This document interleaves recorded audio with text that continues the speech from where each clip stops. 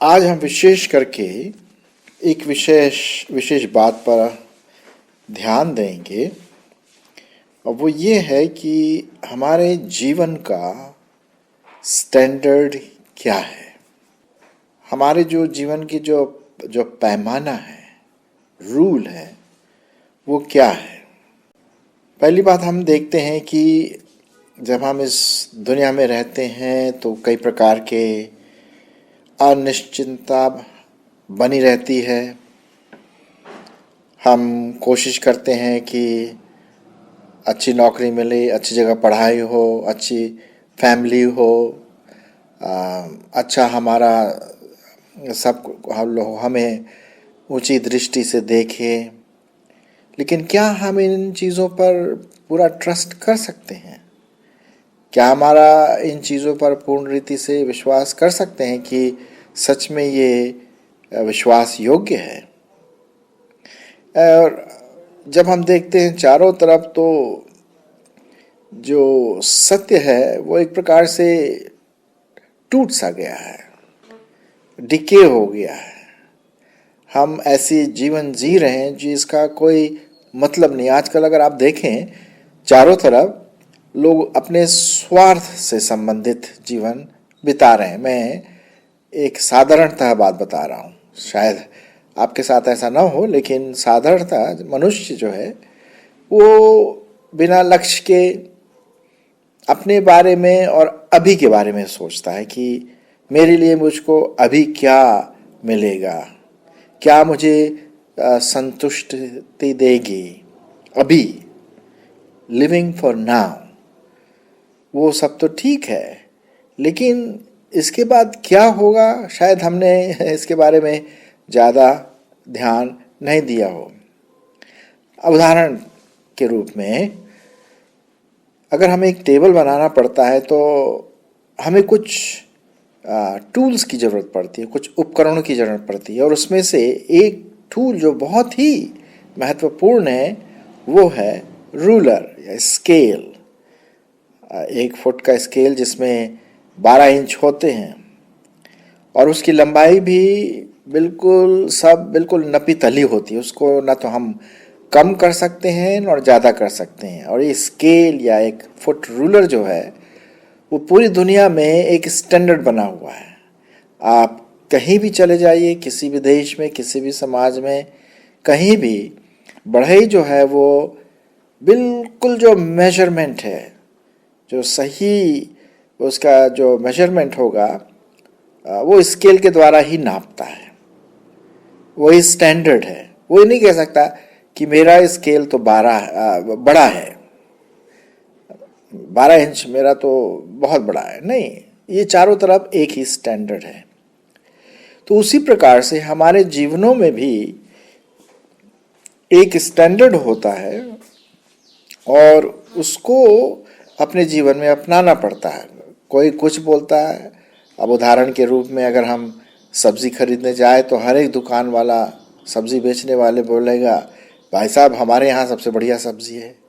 हर एक दुकान वाला बोलेगा कि भाई हमारी दुकान सबसे अच्छी है।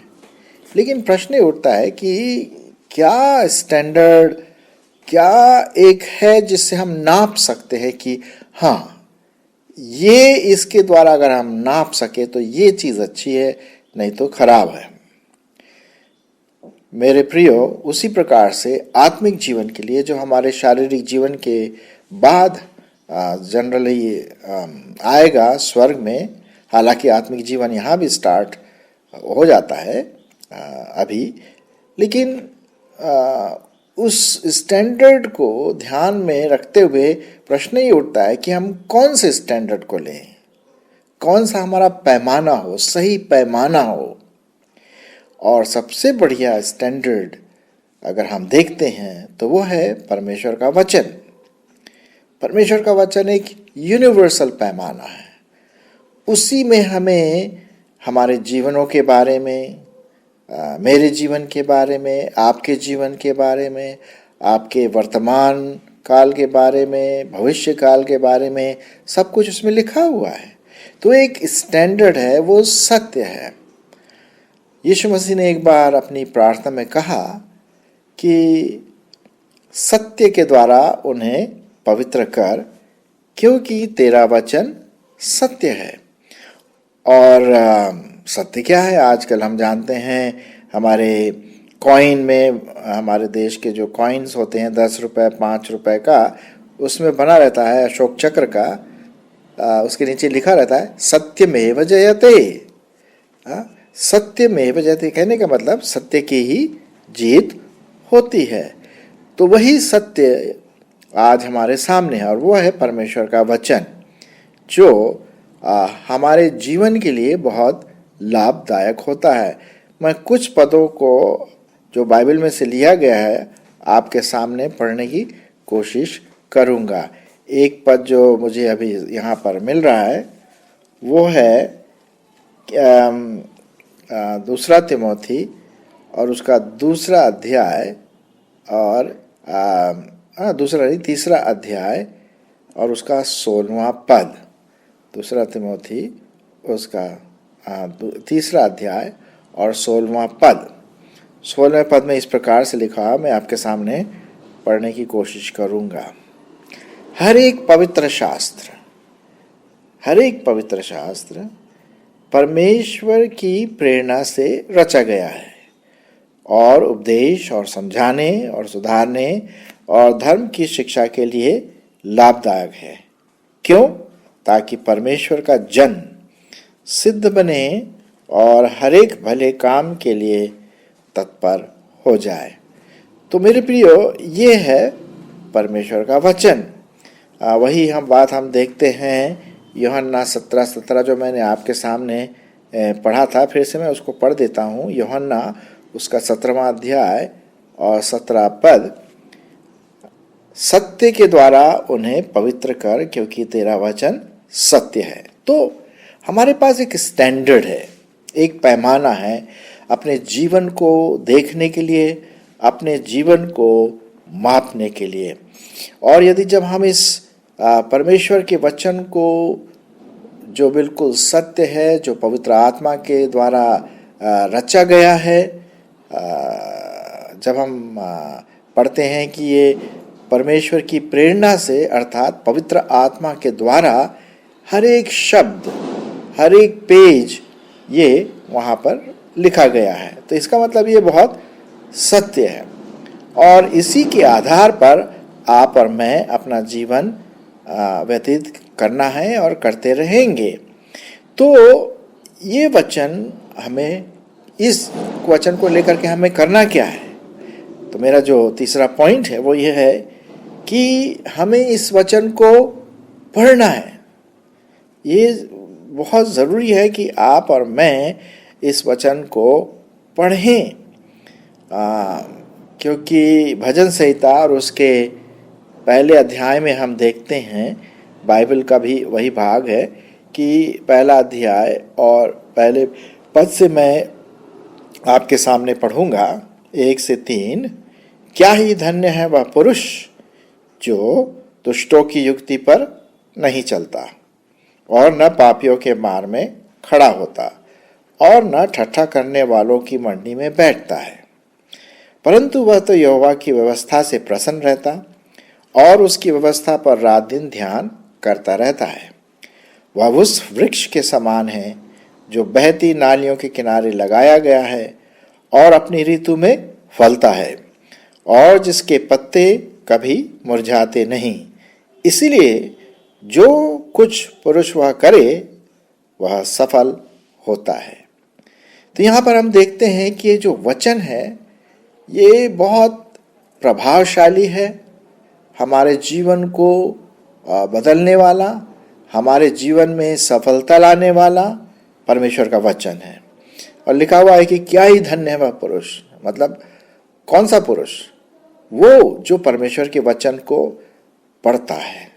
ये बहुत ज़रूरी है कि हम उस परमेश्वर के वचन को बड़े ध्यानपूर्वक पढ़ें। पढ़ना तो एक तो पढ़ना होता है, हम पढ़ लेते हैं। आप शायद न्यूज़पेपर पढ़ते हैं या किताब पढ़ते हैं तो कभी शायद ज़्यादा ध्यान नहीं देते हैं, लेकिन हमें ध्यान देना है। अगर आप कभी एग्ज़ाम देने जाते हैं तो आप क्या करते हैं? उस एक रात पहले या एक हफ्ते पहले अपने लेसन को खूब पढ़ते हैं, क्योंकि और ध्यान से पढ़ते हैं, क्योंकि हो सकता है वो एग्जाम में आए। तो उसी प्रकार से हमें भी परमेश्वर के वचन को ध्यान से पढ़ना है। पहले पद में जैसा मैंने आपके सामने पढ़ा कि वो उल्टे सीधे कामों में नहीं जाता है, दूसरों की युक्ति पर नहीं चलता, पापियों के मान में खड़ा नहीं होता, ठट्ठा करने वालों की मंडली में नहीं बैठता है।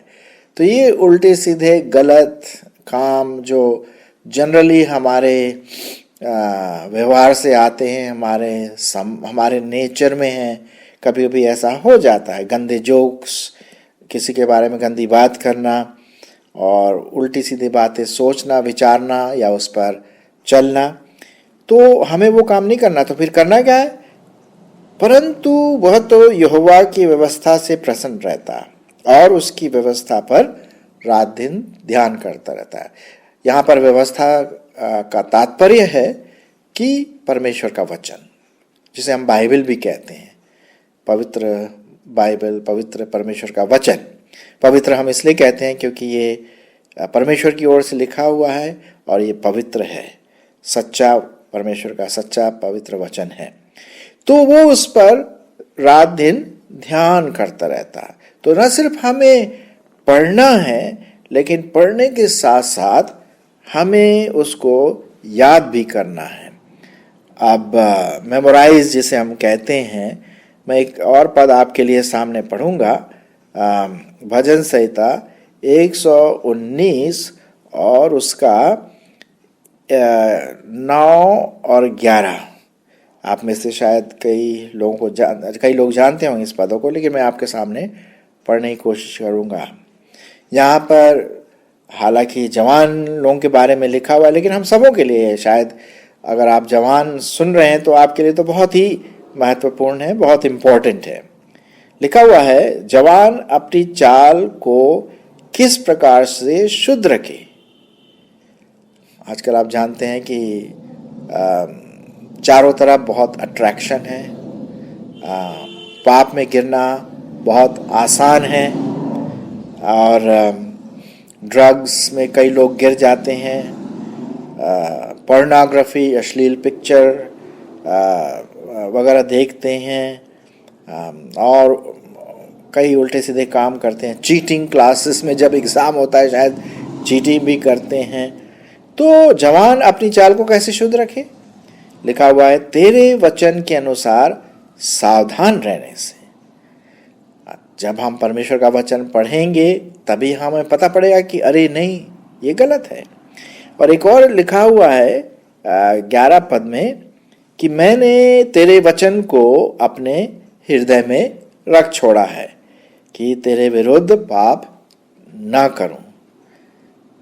तो हमें, आपको और मुझको परमेश्वर के वचन को याद करना है, याद करके उस पर मनन भी करना है। देखिए, याद करना इतना आसान नहीं होता है। बचपन में तो शायद हम बहुत जल्दी से, आसानी से याद कर लेते हैं, लेकिन जब जैसे जैसे हमारी एज बढ़ती है, हमारी उम्र बढ़ती है, तो शायद उतना याद नहीं कर पाते। लेकिन फिर भी अगर जब हम याद करेंगे तो ये हमारे लिए एक फ़ायदे की बात होगी, शारीरिक रूप से और आत्मिक रूप से, दोनों रूप से। तो मुझे उस वचनों को याद करना है और उस पर मनन करना। अच्छा, तो आप एक काम कीजिए, विशेष करके जो आप लोग सुन रहे हैं, भजन संहिता 119 याद कर सकते हैं, भजन संहिता 23 याद कर सकते हैं, भजन संहिता 103 याद कर सकते हैं। मैं सिर्फ उदाहरण दे रहा हूँ। भजन संहिता 150 याद कर सकते हैं, दूसरा तीमुथियुस का 3 अध्याय याद कर सकते हैं, यूहन्ना 15वां अध्याय और दूसरा तीमुथियुस का 2 अध्याय भी याद कर सकते हैं। मैं इसलिए बोल रहा हूँ, जब हम परमेश्वर के वचन को याद करेंगे तो ये हमारे विवेक में एक आत्मिक साबुन का काम करेगा, हमारे विवेक को शुद्ध करेगा। जो उसमें दाग है, गलत सोचने की जो भावना हमारे स्वभाव में पाई जाती है, उसको उसको उसको साफ रखेगा, क्योंकि परमेश्वर का वचन पवित्र है, प्योर है। The word of God is sacred, holy, keeps us away from sin। तो इसलिए हमें उस परमेश्वर के वचन को अपने विवेक में छोड़ना है, ताकि कल को मेरे सामने कोई अगर ऐसी पाप का आकर्षण आता है तो एकदम से परमेश्वर का वचन सामने आकर के बोला नहीं ये गलत है, और तब हम उससे दूर रह सकते हैं। तो न सिर्फ हमें परमेश्वर के वचन को पढ़ना है, वो बहुत ज़रूरी है, साथ साथ हमें उसको याद भी करना है। हालांकि मैंने कई परमेश्वर के वचन को याद किया, अभी शायद मेरी उतनी उम्र तो नहीं है कि मैं उतना याद कर सकूं, लेकिन फिर भी कोशिश करता हूं उसके कॉन्सेप्ट को मैं याद करूं। तीसरी बात, एक और चीज़ हमें देखना है, न सिर्फ हमें वचन पढ़ना है और याद करना, लेकिन उस पर मनन भी करना बहुत ज़रूरी होता है। जैसा कि मैंने अभी आपके सामने पढ़ा था पहले भजन संहिता 1 और उसका 2 पद में, कि वो तो परमेश्वर की व्यवस्था पर रात दिन ध्यान देता है। ध्यान बहुत ज़रूरी है, और इसीलिए जैसे भी आप कोई वचन पढ़ते हैं तो उस पर आप प्रश्न पूछिए, यहाँ पर ऐसा क्यों लिखा है, इसमें मेरे लिए क्या है, मैं इस वचन को कैसे अपने मसीही जीवन में इस्तेमाल कर सकता हूँ।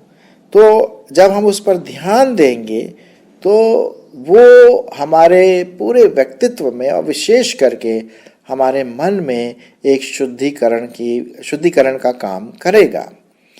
एक जगह पर लिखा हुआ है रोमियोस का 12वां अध्याय 1 और 2 कि हमें अपने मन को नया करते रहना चाहिए, नया करते रहना चाहिए।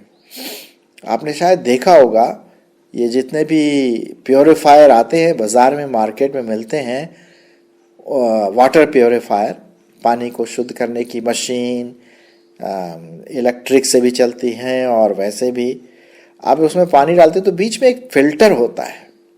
और वो फ़िल्टर का काम क्या होता है? फ़िल्टर का काम ये होता है कि वो गंदे पानी को अपने ले करके जो उसमें जो गंदगी है, फ़िल्टर उसको अपने आप में रोक लेता है, और उसके बाद जो शुद्ध और साफ पानी है दूसरी तरफ से वो निकाल देता है। तो इस तरह से हमें जो पानी है, गंदा पानी साफ होकर के हमें मिलता है। उसी प्रकार से, ठीक उसी प्रकार से परमेश्वर का वचन जब हम पढ़ते हैं, उसको याद करते हैं, उस पर मनन करते हैं, तब हम देखते हैं कि जो पाप की जो दशा होती है, बुराइयां हैं हमारे चारों तरफ, वो एक शुद्ध जल के समान हमारे मन के अंदर आता है। पाप छूट जाता है, फिल्टर उसको निकाल देता है, और सचमुच में पवित्र आत्मा का जो जीवन हमारे मुझ में होना चाहिए, आप में होना चाहिए, वो हमें मिल जाता है। तो इस तरह से हम देखते हैं कि जब हम परमेश्वर का वचन पढ़ते हैं, याद करते हैं, मेमोराइज करते हैं, मनन करते हैं, तो तब हमारा जो जीवन है वो परमेश्वर के वचन से भरा रहता है। और जब परमेश्वर का वचन हमारे जीवन में भरा रहेगा तो हम सत्य के समान, सत्य विश्वासी के समान एक अच्छा मसीह जीवन बिता सकते हैं। फिर हमें कोई अनसर्टेनिटी नहीं होगी, हमें कोई भविष्य के बारे में कोई डर नहीं रहेगा, क्योंकि परमेश्वर का वचन सत्य है और जो वो बातें बताता हमारे लिए और आपके लिए बहुत ज़रूरी होते हैं। अच्छा, मैं आपके सामने थोड़ा सा एक शेर भी तो बता दूं। शेर इस प्रकार से है, फूल तो बहुत होते हैं लेकिन गुलाब जैसा कहाँ। फूल तो बहुत होते हैं लेकिन गुलाब जैसा कहाँ। किताबें तो करोड़ों में पाई जाती है लेकिन बाइबल जैसा कहाँ। आशा है आपको ये थोड़ा सुन करके पसंद भी आया होगा। कहने का मतलब है कि गुलाब एक तरह से फूलों का राजा है, एक बहुत अच्छा फूल माना जाता है फूलों में। उसी प्रकार से परमेश्वर का वचन और किताबों से अलग है, फर्क है। वो परमेश्वर का वचन वो किताब नहीं है, वो परमेश्वर का वचन है जो उसके मुंह से निकला है, जो उनके लोगों ने परमेश्वर के लोगों ने लिखा है, जैसा परमेश्वर की आत्मा ने उनको अगुवाई किया। तो परमेश्वर के वचन को आज हमारा जो मेन पॉइंट यह है कि हम परमेश्वर के वचन को अपने मन में समाएं, उसको पढ़ें और उसको पढ़ने से, याद करने से, उस पर मनन करने से हम आशीषित होंगे। परमेश्वर हमारी इस बात में अगुवाई करे। आमीन।